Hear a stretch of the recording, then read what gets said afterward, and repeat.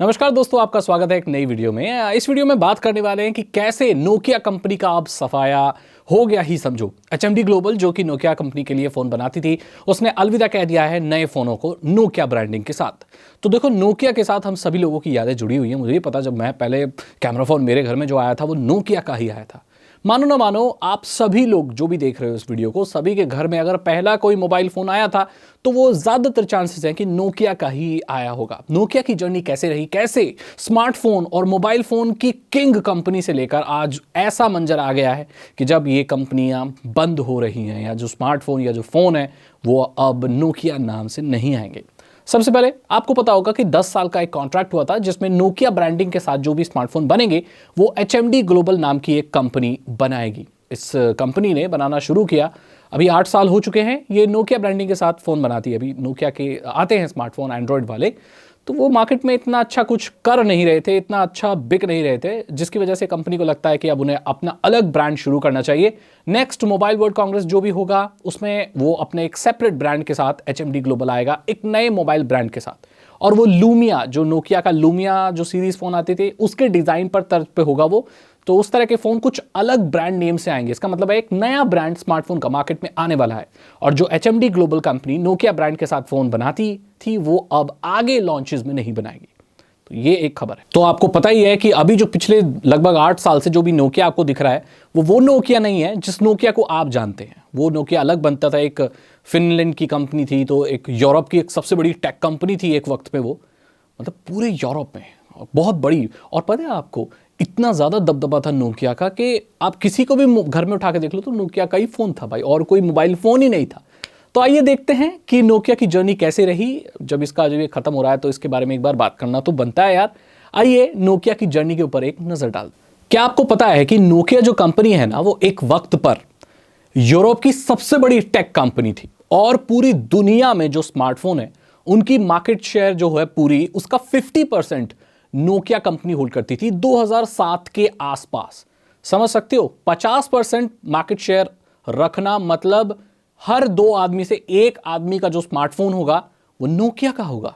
इतना दबदबा था नोकिया का कि बेसिक फोन से लेकर हाई एंड कम्युनिकेटर तक नोकिया कंपनी बनाया करती थी। बेसिक फोन यानी कि नोकिया 1100 कॉलिंग वाले सिर्फ ब्लैक एंड व्हाइट फोन से लेकर ऐसे फोन जो ऐसे लैपटॉप की तरह खुला करते थे जिन्हें कम्युनिकेटर कहा करते थे। उस जमाने में उसको स्मार्टफोन से भी ऊपर रखा जाता था, और जो बड़े बड़े बिजनेस चलाने वाले लोग थे, बिजनेस टाइकून्स थे, वो उसे इस्तेमाल किया करते थे। आपको ये बात शायद नहीं पता होगी कि नोकिया कंपनी लग्जरी फोन्स भी बेचा करती थी, एक्सोटिक मटेरियल के साथ, गोल्ड, एक अलग लेदर या ऐसे ऐसे मटेरियल के साथ एक्सोटिक हाई एंड फोन बनाया करती थी, जिसे वो अपने वर्टू नाम से, वर्टू सब ब्रांड के हिसाब से बेचा करती थी। बहुत सारे लोगों को ये नहीं पता है कि वर्टू फोन्स उस जमाने में $1000 रुपए के मतलब $1000, और अभी हमारे यहां से देखो तो लाखों रुपए के आते थे वो। इंडिया में तो बहुत कम ही लोग उसको ओन करते थे। ऐसे बहुत सारे फ़ोन थे जो विदेश में लोग यूज़ करते थे नोकिया का, वो स्पेशल डिमांड पे बनवाते थे। उसमें गोल्ड, डायमंड और पता नहीं क्या क्या इस्तेमाल होता था, और वो लाखों रुपए के आते। सन 1992 में 1011 नोकिया 1011, ये एक था पहला जीएसएम फ़ोन। 92 में नोकिया ने बनाया था, तो पहली कंपनी थी नोकिया जिसने जीएसएम फ़ोन बनाया, जिसमें सिम लगता है। वो फोन बनाने वाली सबसे पहली कंपनी नोकिया ही थी 92 में, जो कि आज से बहुत साल पुरानी बात है। सन 1996 में पहला फोन बनाने वाली कंपनी थी नोकिया, जिसमें एक वेब ब्राउजर दिया गया था। इस फोन का नाम था नोकिया 9000। इसमें एक कम्युनिकेटर डिवाइस था, ये मतलब फोन ही था एक अलग टाइप का, जिसमें पहली बार किसी स्मार्टफोन में या किसी फोन में वेब ब्राउजर देखने को मिला था, जिसमें आप इंटरनेट सर्फ कर सकते हो और आप इसमें ईमेल और फैक्स भी भेज सकते थे। सन 2001 में नोकिया 7650 पहला फोन बना था जिसमें एक कैमरा आया था। तो पहला कैमरा फोन बनाने का श्रेय भी नोकिया कंपनी को जाता है। 7650, नोकिया 7650।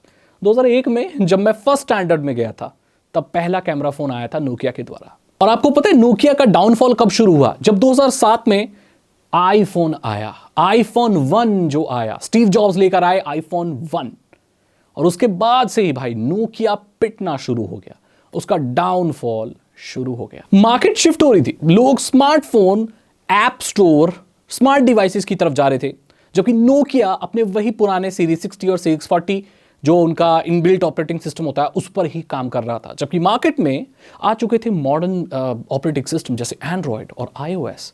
उसके साथ नोकिया compete नहीं कर पाया।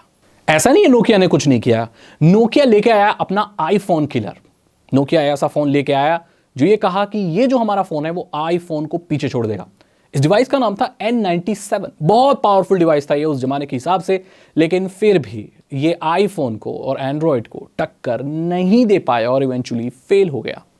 बहुत सारे लोगों का यह मानना था कि नोकिया कंपनी के फेल होने का श्रेय जाता है टॉप मैनेजमेंट को, नोकिया कंपनी के। उन्होंने आईफोन और एंड्रॉयड को एक पॉसिबल थ्रेट के रूप में नहीं देखा।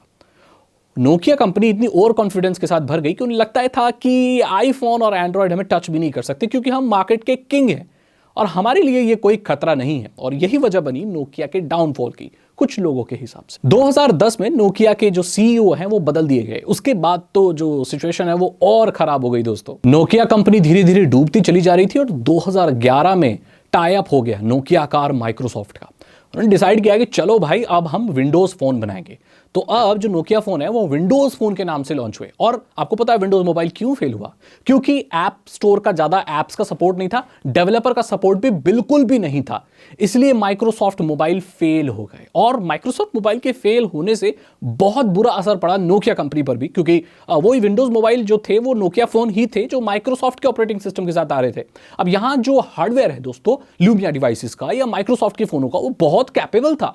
मैं तो ये कहूंगा कि आज से भी बहुत आगे लुमिया डिवाइसेस के कैमरे इतने पावरफुल थे कि आज के फोन के कैमरे के हिसाब से भी वो टक्कर ले रहे हैं।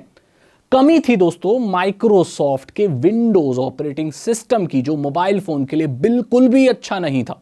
चलो ऑपरेटिंग सिस्टम तो बना भी दिया, लेकिन एप्स ही अवेलेबल नहीं थी। बेसिक से बेसिक ऐप नहीं आती थी विंडोज फोन के लिए। डेवलपर का कोई सपोर्ट ही नहीं था, कोई उस ऐप स्टोर के लिए ऐप बनाना ही नहीं चाहता था, तो लोगों के पास ऐप्स के ऑप्शन नहीं थे। वहीं साइड बाय साइड iOS बहुत पनप रहा था और एंड्रॉयड भी बहुत पनप रहा था। तरह तरह की एप्लीकेशन आ रही थी, स्मार्ट डिवाइसेस आ रहे थे, और वहीं पर विंडोज मोबाइल पिट गया, जिससे एक और धक्का लगा दोस्तों नोकिया कंपनी को। वक्त बदला। 2013 में नोकिया ब्रांड HMD ग्लोबल को दे दिया गया कि भाई आप बनाओ। इस बीच में ना माइक्रोसॉफ्ट ने भी खरीद की बात की थी। माइक्रोसॉफ्ट ने कितने 7.2 बिलियन में इसको खरीदने की कोशिश की थी। उसके बाद देख लिया कि भाई इस कंपनी का कुछ नहीं होना, तो HMD ग्लोबल को दे दिया। 10 साल का कॉन्ट्रैक्ट दे दिया HMD ग्लोबल को, भाई अब तुम बनाओ नोकिया ब्रांड से। तो वो कंपनी वो नहीं रह गई जो आप नोकिया जानते थे, लेकिन फिर भी नोकिया फोन पे लिखा आता था, लगता था भाई चलो नोकिया का ही फोन है। और अब दोस्तों अब वक्त है 2013 के बाद नोकिया कंपनी ने, ऐसा भी नहीं है कि HMD ग्लोबल के आने के बाद उन्होंने कोशिश नहीं की, उन्होंने बहुत की। उन्होंने प्योर व्यू 808 या कुछ एक मॉडल नंबर था, बहुत ही खतरनाक कार्ल ज़ीस लेंस के साथ एक स्मार्टफोन बनाया जिसमें कैमरा लाजवाब था। प्रोफेशनल कैमरा मोबाइल फोन में दे दिया, लेकिन अगेन वो भी कामयाब नहीं हो पाया क्योंकि वो काफ़ी महंगा था और बहुत सारे कंज्यूमर्स को वो अट्रैक्ट नहीं कर पाया।